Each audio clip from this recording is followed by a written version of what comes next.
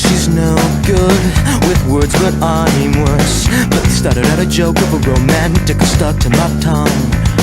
Way down with words too over dramatic. Tonight it's a can't get much worse. Worse, no one should ever feel like I'm 2/4 and a heart down, and I don't wanna forget how your voice sounds. These words are all I have, so write them. So you need them just to get by.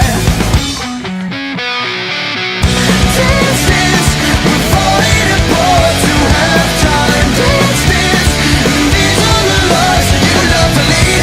Dance, this is the way they love. If they knew how misery loved me.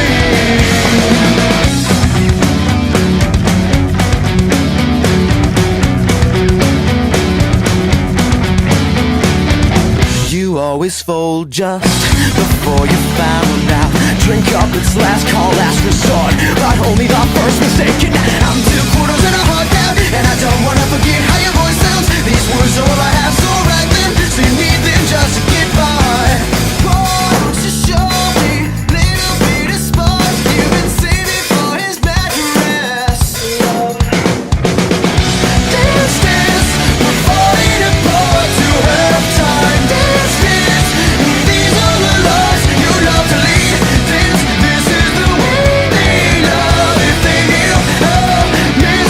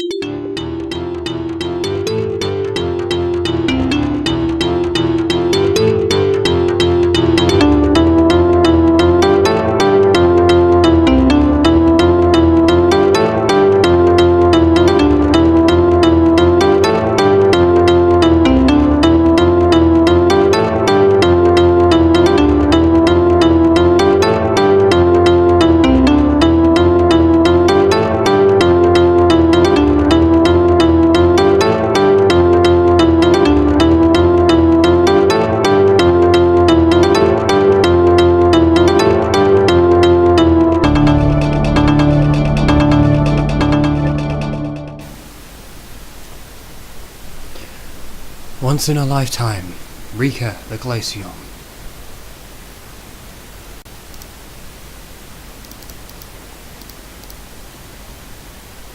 Rika waited in the den for her parents to come back. It was only a little while ago that she'd gotten old enough to venture out with them, and she still felt safest inside. Snowy wind whirled outside, but the cold didn't penetrate very far past the cave's small entrance. Food had been scarce, so both father and mother were out foraging and hunting. They'd gone out into the blizzard that morning. They would be back. They always were. Rika still felt lonely. Once or twice she batted down the cave's entrance and poked her face out into the cold, searching for the brown and cream pelts of her parents. Nothing so far. It wasn't until the snow stopped and the sky cleared that they returned. The deep snow hid the sounds of the paws until they were just outside the den. Rika pricked her ears in recognition and bound her paws from where she had been laying. She ran to the entrance and took a hesitant step into the snow. She was still unused to going out. A whimper of happiness escaped her as her mother stepped inside, followed by her father. Her parents had brought back a laden branch of a bush and a rabbit. Rika turned to the rabbit first, eating while she could and leaving the rest for her parents. She tore off one of the frozen berries from the branch and crunched down on it. It started to melt as she chewed it into smaller pieces. Once she was done, Rika stepped inside respectfully and curled her tail around her paws while her parents finished off the rest of what they brought back. They all lay down after that. Winter was long and cold. There was no point in wasting energy. They all lay together for warmth, with Rika in the middle. Unease woke her. All three stirred at once. Nothing was obviously wrong, but instincts ran deeper than that. Father picked his way to the entrance and bristled, the fur rising on the shoulders and tail. Soon after, all they could hear were measured. Soon after, they could all hear a measured tromp, and Rika knew instinctively that it was tracking. She and Mother both edged closer, trying to see. The thing outside walked on two legs. There was where the rhythmic tromp came from. It slowly approached, head down. Rika made out a set of paw prints Mother and Father had left in the snow, and chilled past her, over her as she realized they were being hunted. Father and Mother gave a worried look and turned back into the den. Rika scampered after, afraid to be left behind. The three of them pressed into the back of the den, huddling in silence as the tromping came closer and closer. The strange intruder stopped, its shadow falling to the mouth of the den. A face then came into view, and it peered inside, where Rika's family was hiding in the darkness. None of them moved. They barely breathed. There was a grunt, and the head withdrew. That was the last they saw of it for a while. Life went on. They ate, drank, and slept. Winter deepened, bringing colder winds and heavy snowdrifts. Rika started accompanying her parents as they foraged for food, though she always stayed close to them. She got more used to the cold and travelling into the snow as time went on, and the fur on her paws started to turn white like Mother's and Father's. Once or twice she got the feeling that she was being watched, but never saw what was doing it. Rika was mostly grown now. She could almost catch rabbits with her parents, but she still wasn't experienced enough to tell which way they would run. So she usually found something else for them to eat. That morning, she was on one of these trips. She padded through the snow with morning sun slanting down through the trees.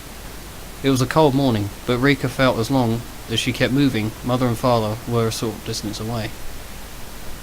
She could sometimes see them on her left through her trees. She was looking for a bush with something to eat on it. Maybe the rabbit if she was lucky. Her breath puffed out in frosty clouds, sparkling in the sunlight. A shiver of danger ran down her spine, and she instinctively froze. listening for danger. There it was, a slight creak to her left. She glanced in that direction, her eyes settling in a bush. She couldn't see anything, but her instincts told her that what that danger was, or where that danger was. Everything had gone silent. After waiting for several seconds without hearing anything, Rika lifted a paw and took a cautious step back. A huge two-legged shape exploded out of the bush. It rose into the air in a leap, blocking out the sun for a moment. It would have landed on top of her, but she was already running at the first sign of movement. It landed heavily behind her, spraying snow as it charged. Rika felt a searing pain through her right leg. A hasty glance back showed that a piece of wood had stabbed through it. The pain made her cry out, a shrill call for help. Mother and father answering bark came back through the trees, and she could hear them charging to help her. She kept running. The stick dragged awkwardly in the snow, slowing her down and wrenching her leg with each step until it ripped out, making her collapse in the snow from shock. Her parents flashed through her view, rushing past and leaping onto the creature, driving it away from her. More than that, more of them came into view, holding sticks like the one that had just pierced her. They stabbed them down, and Rika heard growls change into yelps of pain. She struggled onto her paws again. Fear kept her going, and she limped into the forest, trying to keep her balance on three paws. Pounding steps came after her, making her shy away. Further down the slope, she lost her balance more than once, falling against the rocks and trees before getting up to limp further away from the predators. The pursuing footsteps slowed, but they continued down the slope, following the red-stained trail that she was leaving behind. A misstep plunged her into a snowdrift deep enough she couldn't walk through it. Rika scrabbled in desperation, clawing her way forward. Yelps punctuated her efforts each time her movement twisted her leg. One of the creatures leaped down behind her, landing with a heavy thump. The impact made the snow give way. There was no solid ground underneath her. Rika slid downwards, helpless. There were a few seconds of paralysing fear, but nothing but snow cascading around her. And then a heavy impact and a snap as she hit the snow-covered ground. The rest of the snowslide hit, instantly burying Rika as she blacked out. It was later when Rika regained consciousness. How much later, she didn't know. All she could see was a diffused dimness. She tried to turn her head and look around, but she couldn't move. Something was in the way. Surprised, Rika stirred. The rest of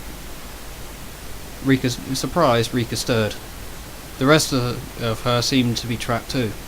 She could only move a little. What was this? Rika looked at her surface in front of her, her mouth filled with the taste of snow. She wasn't sure what to make of that. She didn't feel cold.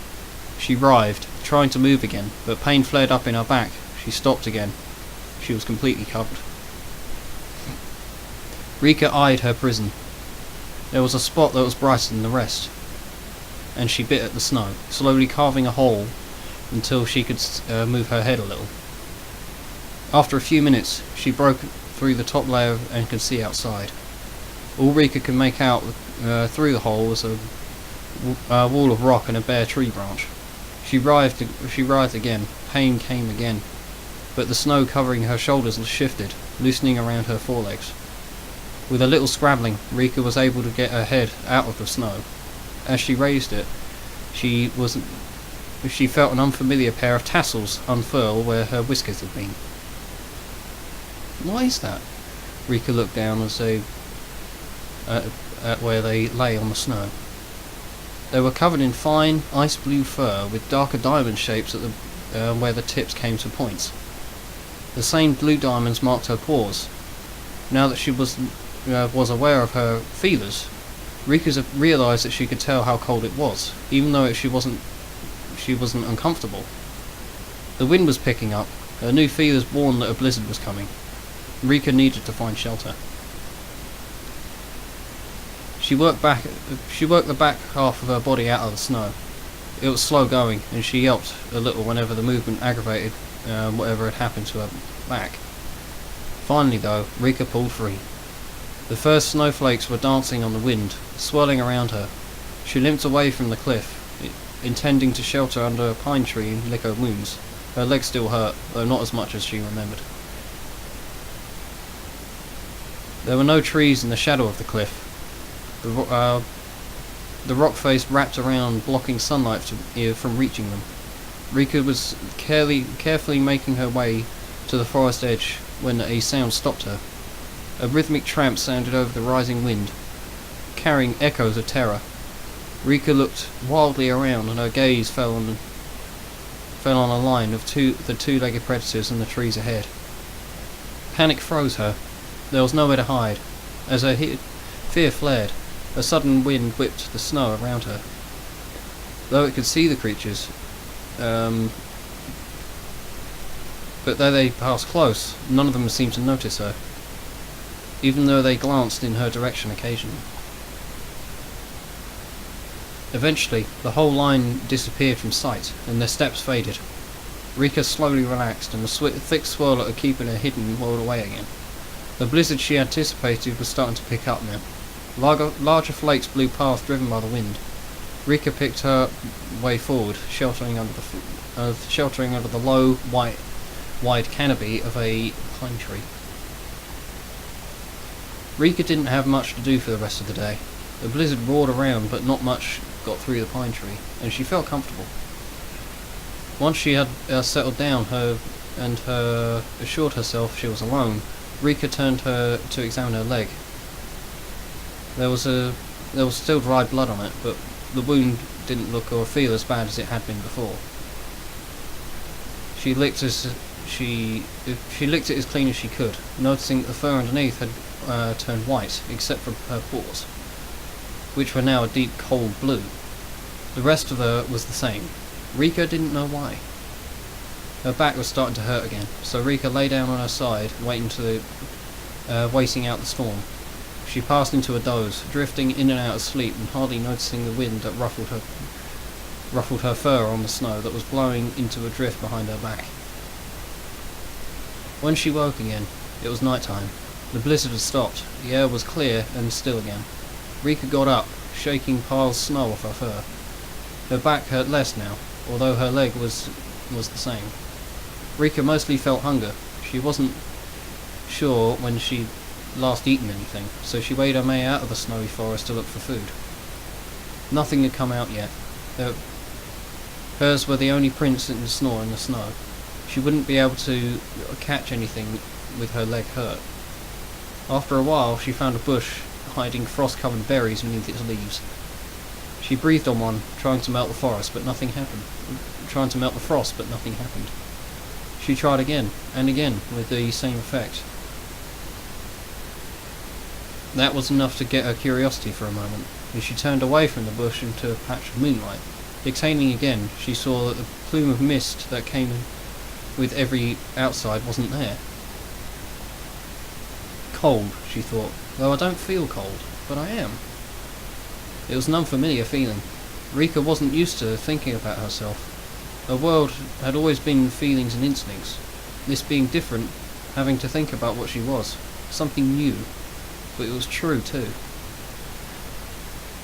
Rika knew that something was different with her parents now. Rika knew she was different from her parents now. Different from any of her kind that she'd seen. She didn't know how, but cold didn't affect her anymore. Does that mean that I don't need shelter anymore? That thought was alien to her as well.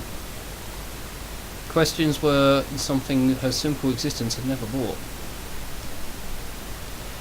She might have sat there for a long time, but hunger reminded her why she was there. Rika pulled several berries off, eating them still frozen.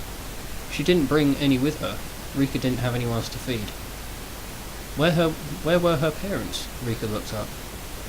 Her eyes tracing the outside of the cliff she had fallen from. Hard darkness against the night sky.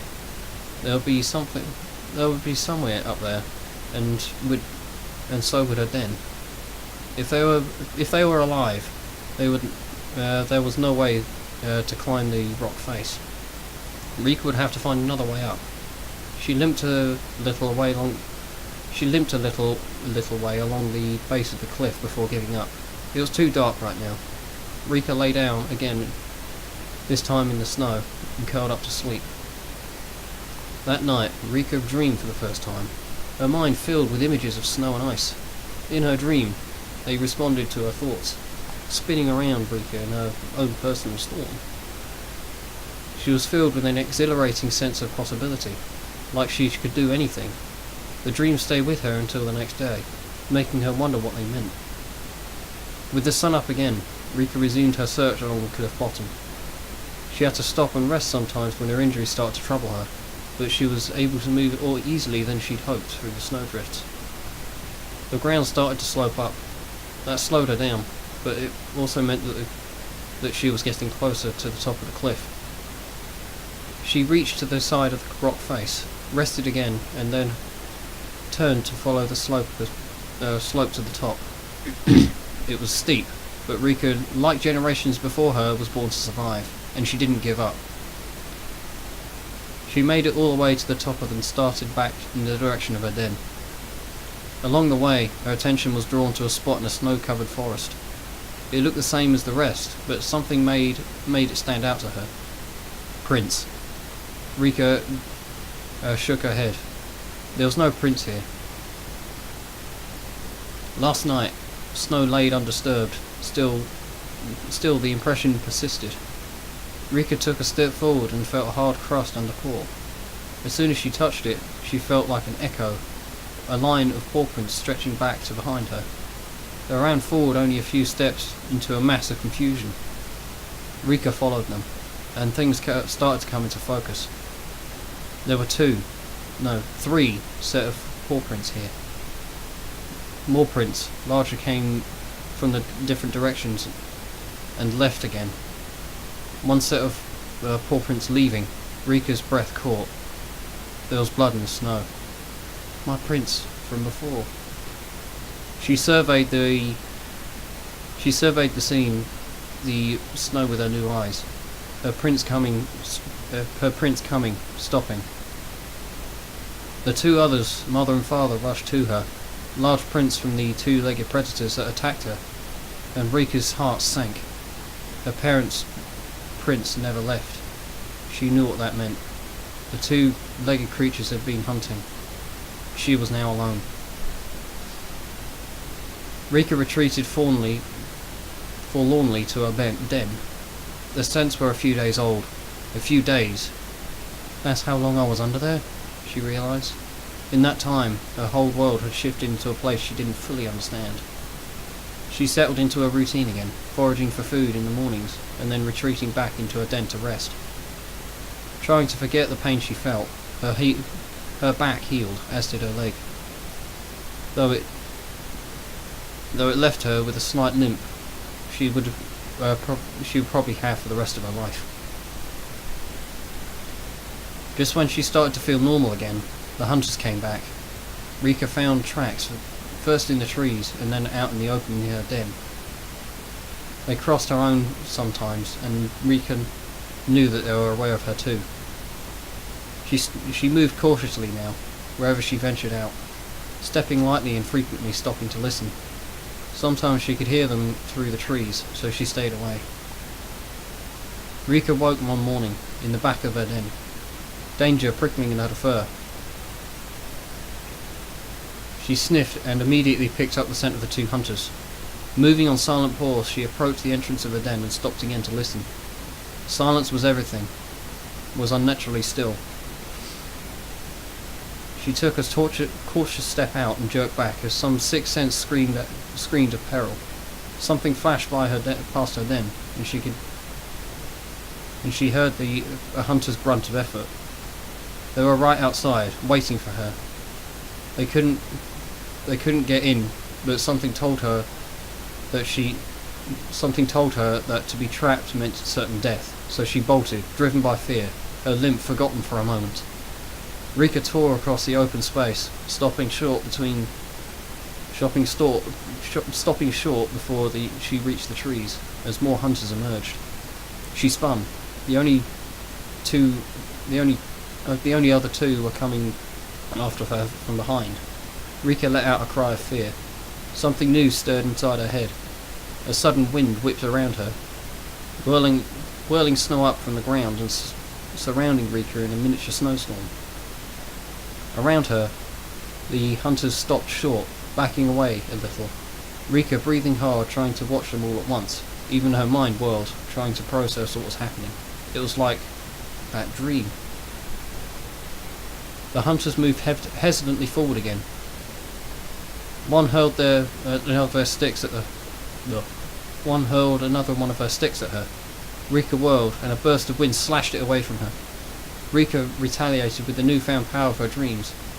All around her, the temperature dropped. The cold concentrated itself in front of her, and she turned it on her attacker in a flash of white blue. She cried out and staggered back. One arm covered in frost, held stiff, Rika let out a high-pitched cry like blizzard winds whipping through the trees, and the hunters fled, leaving her alone. Around her, the wind subsided and the snow drifted back to the ground. Rika wondered again. What was happening as she stood in the snow, chest heaving in the aftermath of the attack? What am I? She had never experienced or seen anything like this, like what would happen to her now. Hunger, running, hunters, pain, those are all part of life. You stayed out of sight where you could, ran where you couldn't, found what you could to eat, and if you couldn't, it was over. Swirling ice wasn't a part of her experience until now. Hunters had run from her, despite their size, strength, and numbers. Rika was different, unknown. What am I? She wondered again. She had no answer. The hunters didn't bother Rika after that. She saw them occasionally, but avoided her whenever she came into view. Occasionally, her sensitive ears caught a fearful murmur. Glacis! Glacis! Sometimes she knew what they meant her. Somehow she knew they meant her. To the hunters, at least, she was the Glacis. Rika, starting to live a solitary life, only ice and snow knew how she felt. Nothing threatened her, and so she left her den behind to roam the mountain. Every night she lay down to sleep in a snowdrift under a tree, and every morning she went somewhere new, driven by hunger for answers. To know what she was, weather didn't bother her. She travelled in clear weather, blizzards and freezing winds all the same. Over time, she learnt how to call the cold winds to cloak her whenever she needed. Hunting should have been easy for her. She could hide anywhere, and she could follow the animals' tracks even when a new snowfall whirled them. Memory stopped her. Whenever she pinned a rabbit to the ground and felt its tiny heart racing, she remembered running alone with the hunters trying to kill her, and the loss of her parents, and the loss after her parents felt to them. Rika could never bring herself to kill them after that, even when she couldn't find anything to eat. She sometimes found others of her kind, or at least the way she had been, the way her parents were. They weren't usually afraid of her, but they never accepted her either, turning her away when she's tried to approach their dens. Rika kept wondering. Sometimes she saw her parents in her dreams.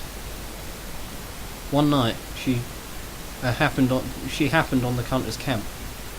There were lights there, flicking orange and yellow. Hunters walked here and there, but they didn't see her in the darkness. Instead of going to sleep, she watched them for a while. The lights flickered lower as the stars came out, and eventually all the hunters disappeared into their round dens. Rika limped into their camp, her paws making no noise in the soft snow. She was drawn into the lights first, and they had an arid smell she didn't recognise. When she got close, the temperature went from cold to uncomfortably warm, then to hot. Rika drew back to a safe distance. These hunters had something different too. They brought heat into their camp, much like she carried cold inside her. Experimentally, she blew a frosty breath at it. Instead of subsiding, the light flickered brighter for a moment, heedless of the cold. That was something new, in their own way. The hunters had mastered sunlight and brought it here to keep the cold away. They were different too, like she was. Rika moved stealthily towards one of the dens, giving the lights plenty of room when she reached the side. She could hear the hunters inside, their tongues surrounded by any other creature getting ready for sleep, and she could move around the side curiously. More light radiated from the entrance, and the Rika cautiously peered in. It was a mistake. One of the hunters looked her way. Rika ducked back, but not quickly enough. A scream pierced her ears. "Glassy!" And suddenly the camp came alive. The hunters emerged from the dens all over the camp, quickly finding her. Some of them had sticks. She pulled a protective whirl of snow around herself. They advanced, threatening but clearly afraid. Rika would have retreated into the forest, but there were hunters that way too. She stood her ground, uncertain.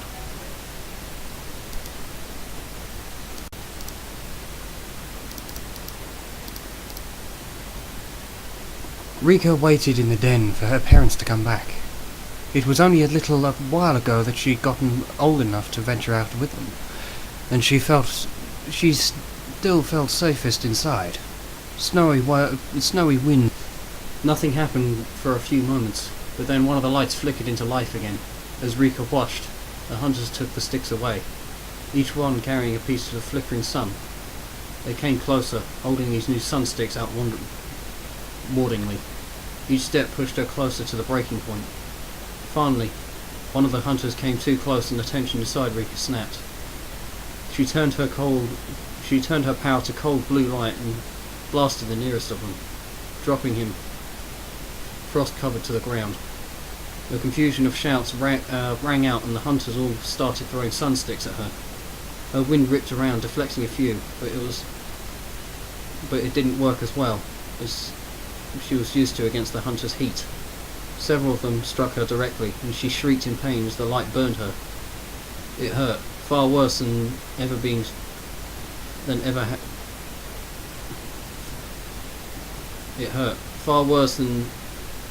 far worse even than having a stick pierced through her leg and ripped through her flesh. Rika howled, a sound torn from the depths of her soul. A full-scale blizzard roared to life around her, sending her assailants stumbling back and ripping nearby dens right out of the ground. She used the cover from her outburst to retreat, nothing with an exaggerated limp from the hunters and their burning light. Nothing tried to follow her, but she kept going heedlessly until her flight took her unexpectedly off the edge of a ravine. In shock, Rita plummeted. Wind whipped around her again, deflecting her from the walls and somehow holding her up enough to survive the impact. She stumbled to her paws again, the pain from her burns mixing with the bruises she got from the fall, and stood there for a moment. She struggled for breath. Her chest and side were burnt, as well as her tail and left foreleg. The pain threatened to overwhelm her, but adrenaline was still pumping through her, and she stumbled deeper into the ravine. A wall of crumbled rock stopped her progress. Huge, unnaturally cut stones lay in a disorderly pile. Some of them had markings on them. Rika had never seen that before. Something drew her onward. She limped around until she found a dark hole. She was instinctively worried, but again there was that feeling beckoning her. With nowhere else to go, Rika made her way around a final stone and slipped inside. Once in a Lifetime, Rika the Glacion by Polar Isby.